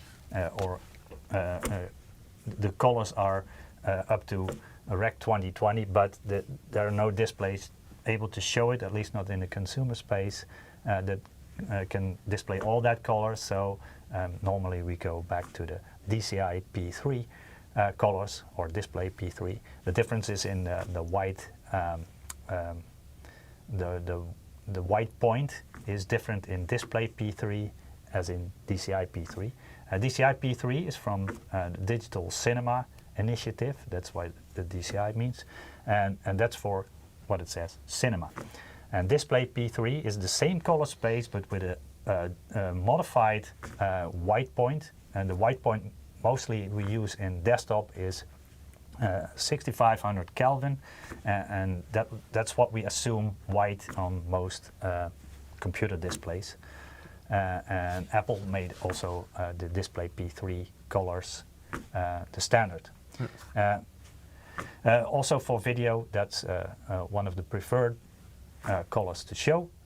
Also much HDR video is shot, or at least limited to DCI or to display P3. Also, if you're watching, for example, Netflix or Prime videos, you can also turn on HDR and it assumes display P3 colors. Adobe RGB, that's an older standard, but it's mostly for print designers. And later on, they also created a Pro Photo. It's also an Adobe color space, and that's more for the enthusiasts and the professional photographers. So they can even show all the colors that the cameras can capture. Of course, there's also RAW formats, but that's not a color space. It's basically anything the CCD can capture. Rec 2020 and Pro Photo are similar. They cover almost all colors that a human can see, but the displays are not there yet. Yeah, there's also an NTSC color space, and sometimes the display vendors or manufacturers they say, okay, it has this much NTSC coverage, but nobody uses NTSC for content. So anyway, color needs to be accurate, and how do you do that? Is by calibrating your panel. What is calibrating your panel? Basically, it's adjusting the red, the green, and the blue, and the brightness and Where's contrast. your little tool? Oh, that's over here. We have also on the picture there. I think that's a Spider, so it's a different brand. You can But show this it is in a detailed camera. This is an X-Rite i1 Display Pro, and it has an eye on this side, and you put this against the display.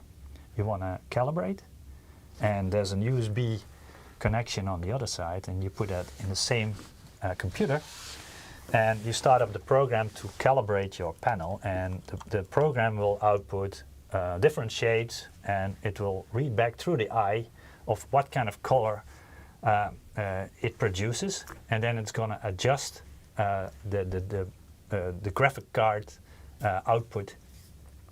And that creates a color profile you can use in Windows. That's the profiling part. The calibration part, some monitors also have what they call hardware calibration. So information can be stored inside the monitor or adjusted inside the monitor with different presets and different profiles. There's even monitors that have this kind of eye built in, so it will just go down like a windscreen wiper, Nice. and then it will just auto adjust. And for content creators, the colors will not stay there accurately over time. So if the panel ages, that will also. You need to redo it. Yeah, I need to redo it every month or every 2 months. I don't know exactly how often they do it.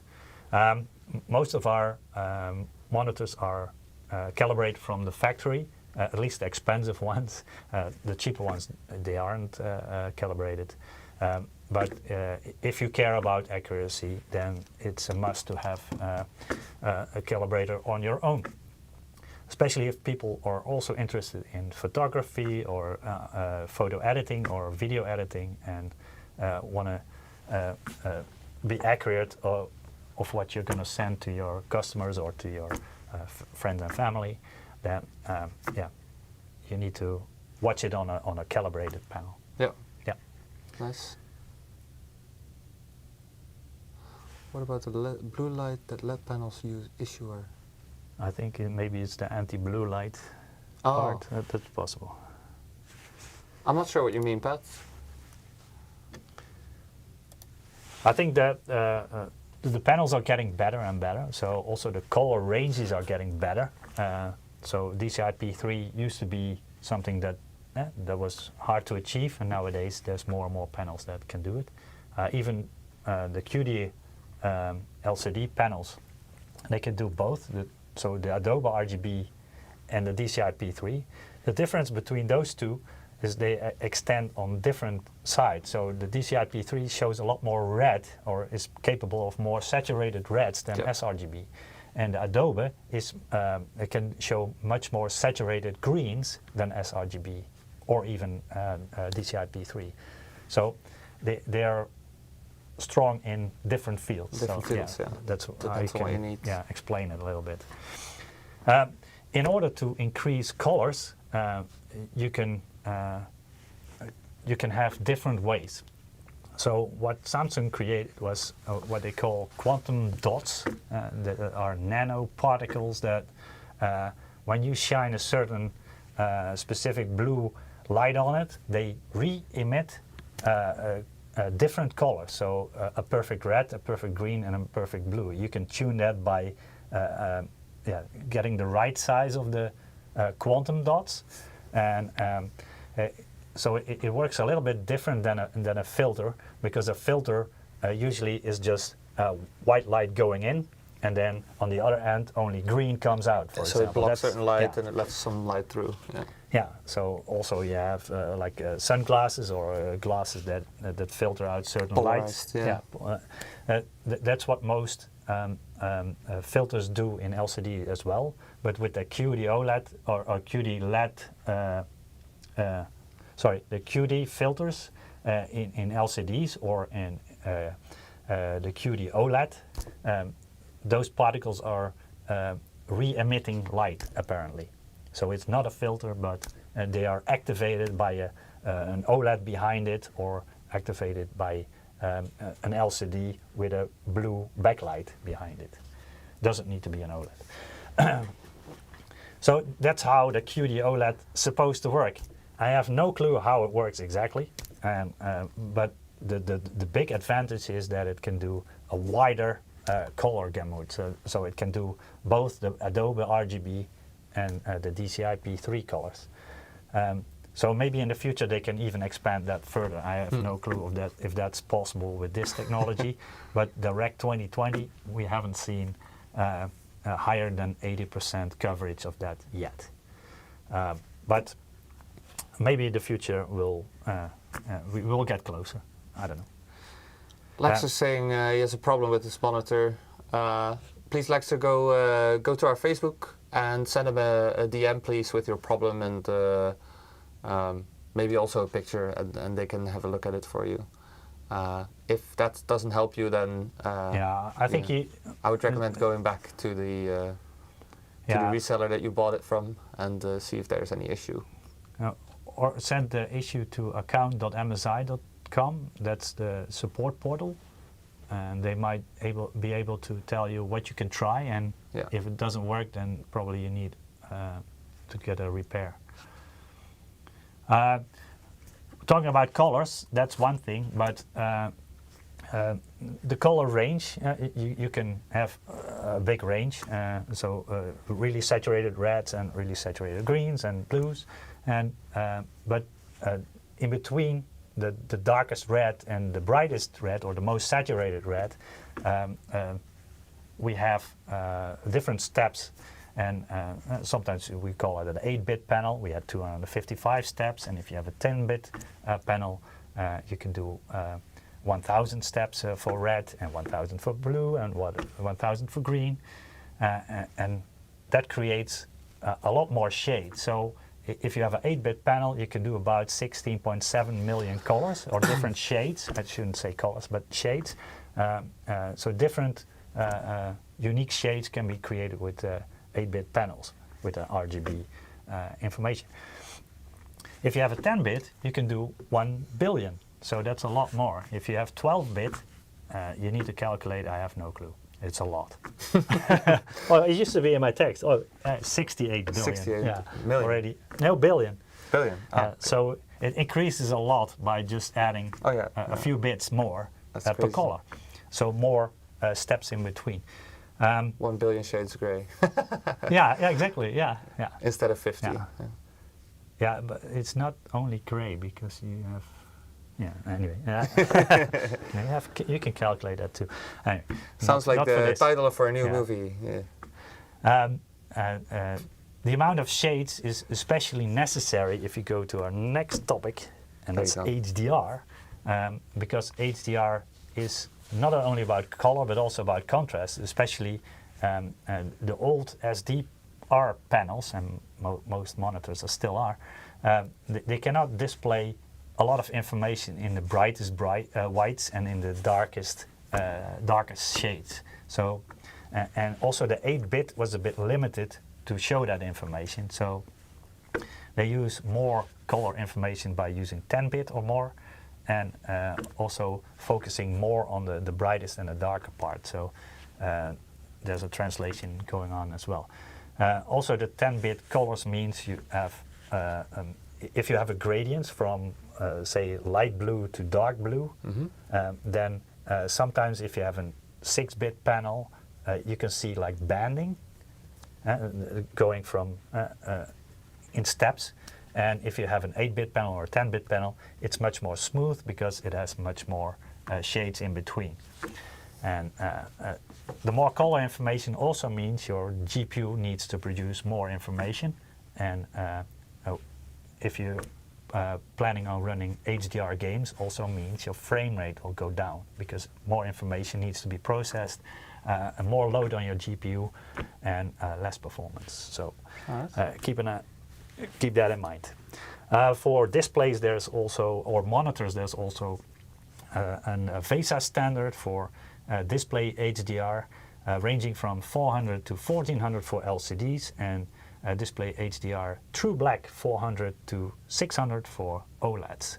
So the number behind it is usually the minimum peak brightness the monitor needs to produce to get this certification, and for OLEDs it's lower because it has true black, so that's also in the name, and so the contrast is much better because if black is black, then you don't need to produce the brightest colors. Yeah, to show the real HDR effect.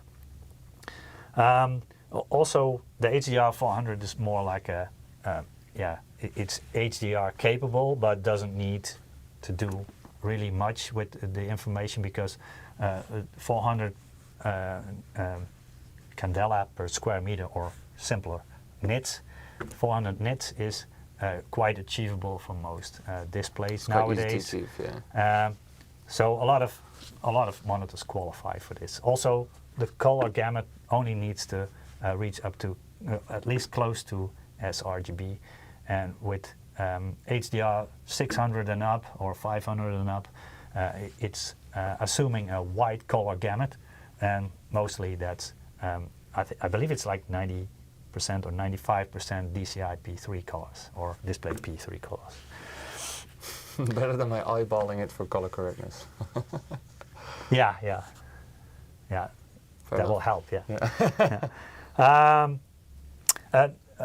This HDR part is mostly a TV/video standard because most content is still video, like Netflix or Prime Video or other streaming services. I don't think, at least here in the Netherlands, there's no HDR TV channels yet, so the only content you can see is downloaded video or streaming video. Or some videos on YouTube. Yeah. Yeah, YouTube. Most YouTube HDR is demos from TVs. Yes. Yeah. We looked at that yesterday. Is there actually some content not really, right now? but No. I know I've watched Netflix HDR stuff. Isn't there some games that do upscaling for it though? Yeah. There are some games that support HDR, and apparently more and more games are at least you can enable it at least. Yes, so it's maybe it's not 100% optimized for it. I think Hitman 3 is one of the first major titles supporting it, but there are many others, and apparently it's more like if more monitors can do it, then probably game developers will also implement it. So let's hope so. It can add good experience. A better picture for gamers as well. But indeed, with more color information also comes more GPU load. Yeah. So we also arrived at the gaming monitor features. We have the curved monitors. We used to have the 1800R as well. And nowadays it's 1500R and 1000R, I believe, but also the flat ones. Fast panels are usually for gamers and not for office work. So, and high refresh rates with G-Sync and FreeSync or variable sync. We have gaming settings, meaning the overdrive settings, the backlight strobing or black frame insertion. I think that's the one that is called motion picture response in our gaming OSD. If you're looking for that setting, it's called motion picture response, and turn that on, and then it will do the backlight strobing or black frame insertion. But black frame insertion is the OLED variant. GameSense, it's a collaboration. Yeah, it's a collaboration with SteelSeries, and we put the LEDs underneath some of our monitors. Let's see if we have it here actually. I'm not sure. No. No?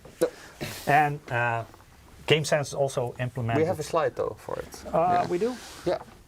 Oh, this is the curvature? Yeah, we have some slides. What else we do? HDMI, that's a display and an extra knob for settings and information on your monitor. Mystic Light, that's usually the RGB part on the back of your monitor. Mystic Light is also on our motherboards, graphic cards and other peripherals.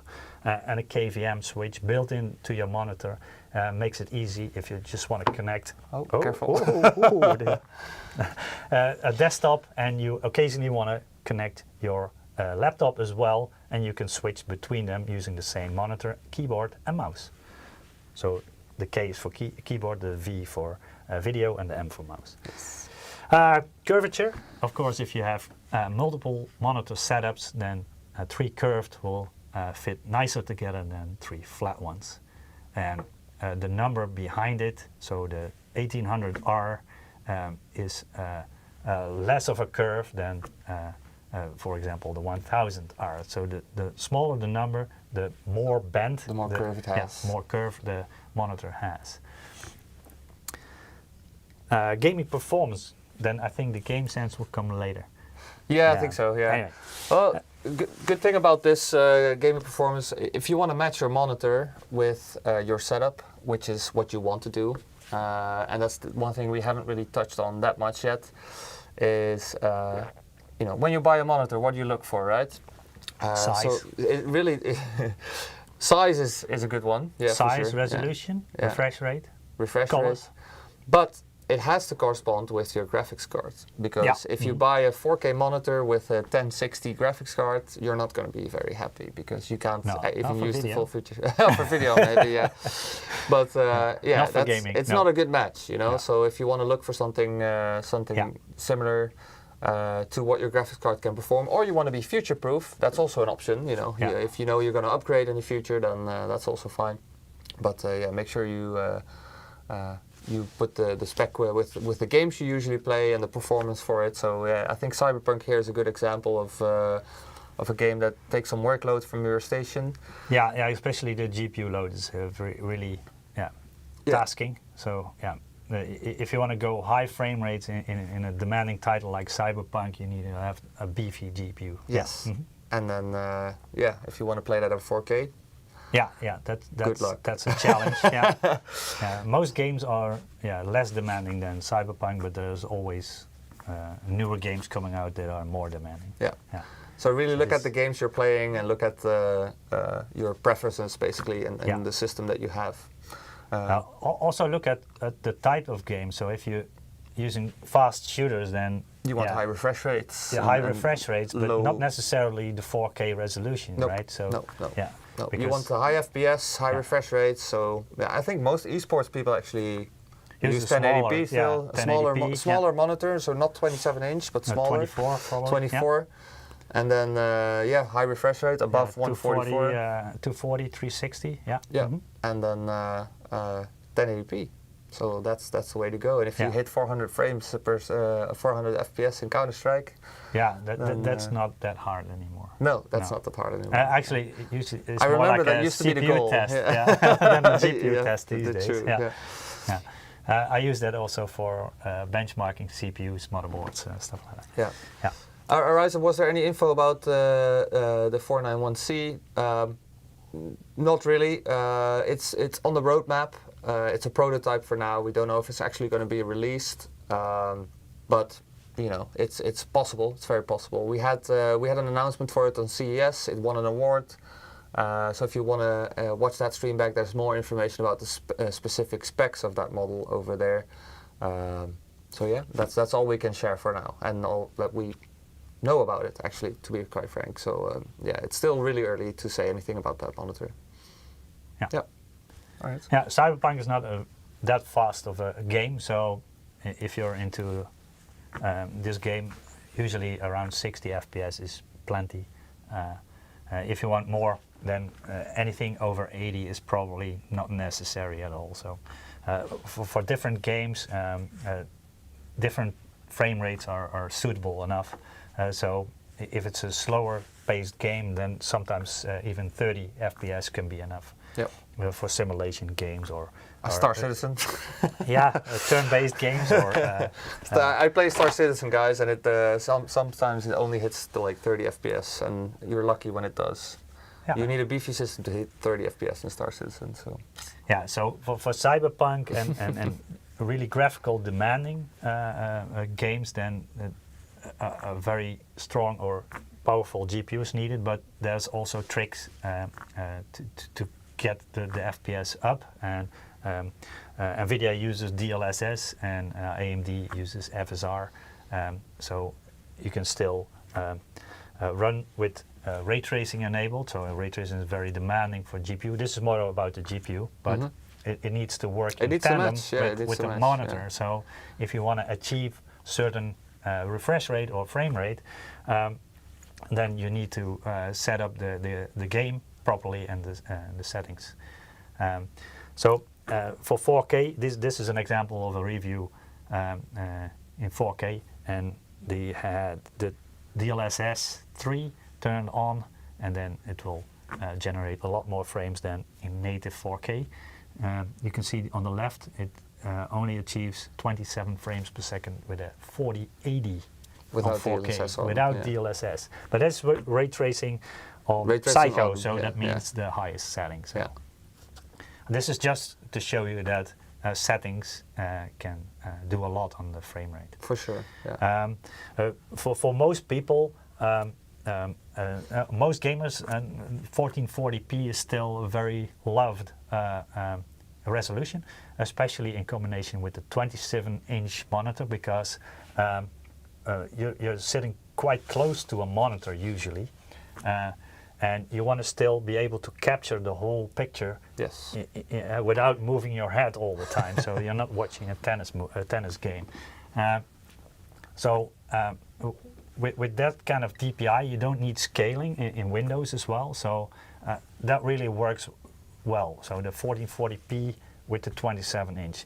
If you want to go higher resolution, usually you also go higher in inch size, so it means maybe it's better to sit back a little bit further. For sure. So you can still capture the whole picture without moving your head too much. Just for convenience, guys, we listed that side. We listed all the curved versions of the 27-inch with 1440p for you. So if you're looking for a monitor like that, that's usually the most preferred model for most situations. So just to make it easy on you, all the models that we have on it. Just look for the 27 with the Q, and then you're then you're good to go in that spec. So you can also go for the 32-inch with the UHD. But like I said, maybe you put the monitor a little bit further away if your desk allows that. Yes. So, then you will still be able to capture it. And 32-inch with that resolution, without scaling, you can still see the letters on the desktop quite okay. If you go with a 28-inch and UHD, then the text gets really small on the desktop. Then you need window scaling, and I usually don't prefer that because it, even in still pictures, it still creates blurs, and not every application is optimized for window scaling. Ishan, I see you're asking the difference in IPS type and IPS, which is better. We already covered that actually in this stream a little bit earlier, so if you just rewind, you can watch it back. Yeah. All right, let's move on. Okay, we're moving running out of time. Yeah. Oh, sorry. Yes. So there's different games, and there's with esports, everybody thinks about fast-paced shooters and stuff like that. And yes, there are a lot of fast-paced shooters like CS:GO, and also Fortnite, Modern Warfare. This is an old table from 2020. Yeah, there's now a lot more games actually. There's more. Apex Legends. There's Valorant. Yeah, but Apex was also existing in this list, but it wasn't in the highest price pool anyway. But also Overwatch, there's already Overwatch 2, and PUBG, and so on. But the other games like, for example, Dota 2, League of Legends, Hearthstone, you don't really need 200 FPS. No, not really. No. Might be really nice with the animation, but I don't know.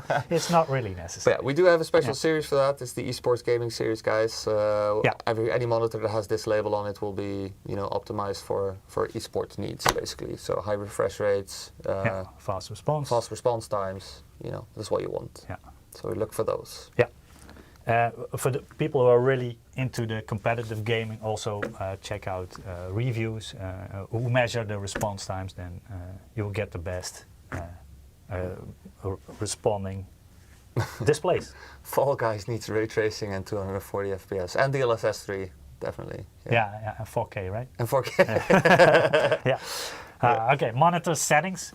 So usually our gaming monitors have, like the picture on the left, a built-in on-screen display or an on-screen display menu where you can do the settings of the monitor. Usually there's a joystick on the back, or there's buttons underneath the monitor, and you can enter the menu and do the settings, for example the overdrive settings, or the motion picture response time setting, so that's the black frame insertion or backlight strobing feature.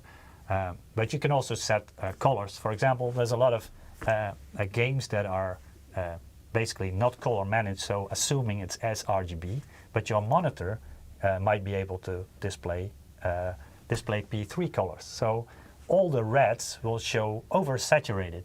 So if you think that's annoying, then most monitors have an sRGB mode, which limits the colors to sRGB colors. So your game will look natural, if that's what you want. If you want oversaturated colors and you love it, just go ahead and keep it on default. I have it on my TV and my more and more people like it. Yeah. Yeah, I don't know why. I always want games to be more saturated because I don't know. It doesn't give immersion or anything, but I don't know what to call it. But it just pops more. Yeah, it's nice. So it's more vibrant. Especially when it's cartoony games like Overwatch and stuff. Yeah. Even if it's not really photorealistic, then the poppy colors are definitely interesting. If you play Escape from Tarkov, then maybe you want the more realistic colors. Yeah. So it's all about personal preference, and we have the settings for it.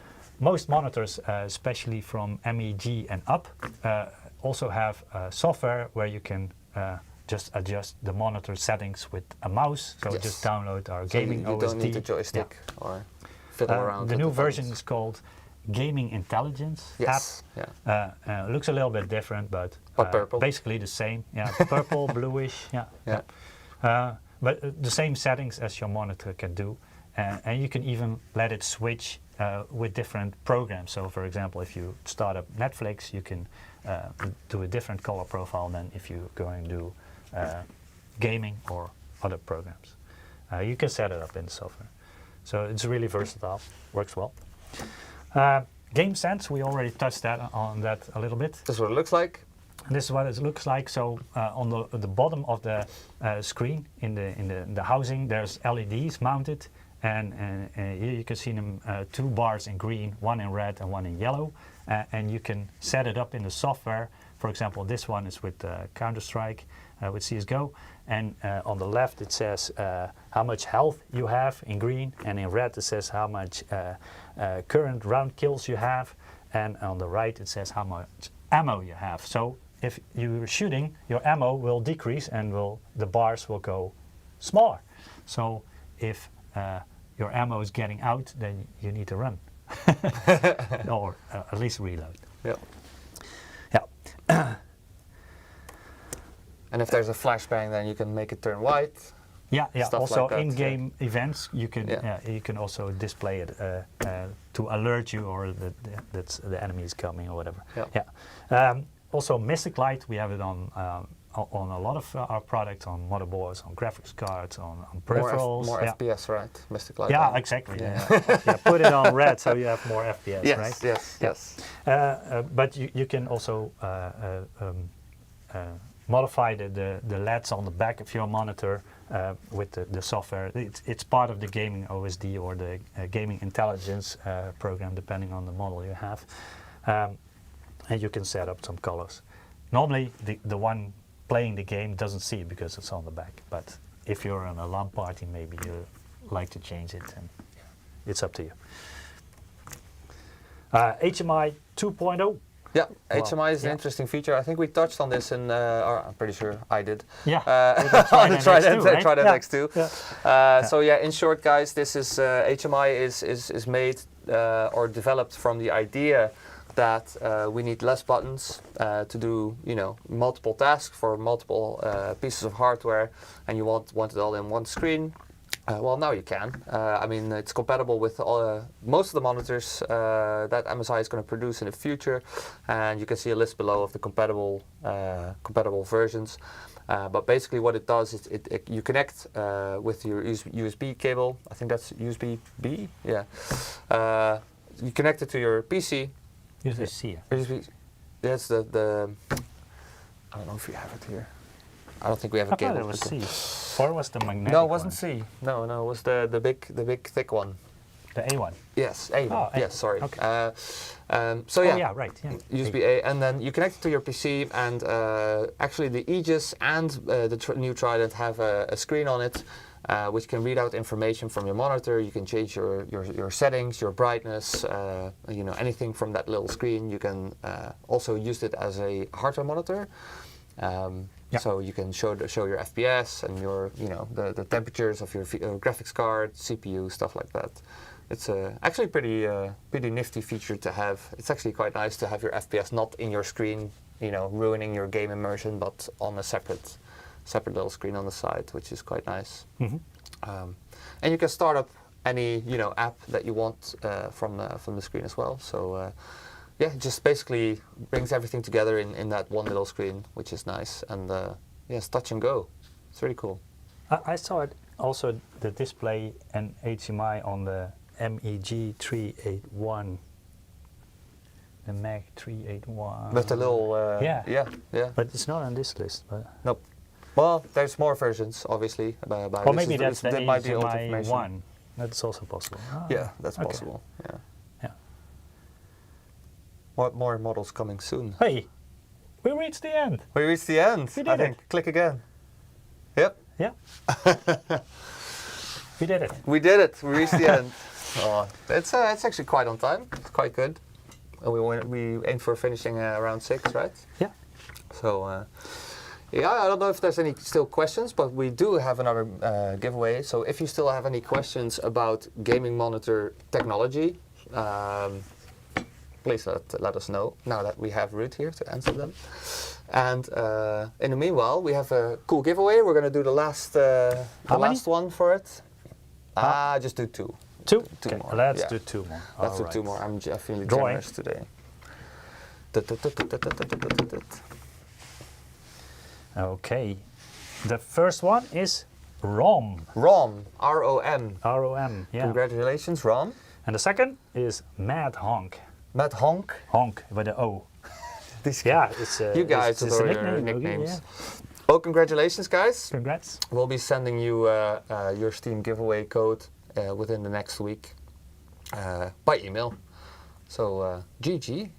That was the last of the giveaway. The giveaway is now closed, guys. We're not going to pull any new winners for this week, but feel free to watch us next week while we have a new stream with me again. We're going to look at the new QB, guys. The new QB5 12M. It's basically an upgrade, and yeah, it's a pretty cool little small computer. So Okay.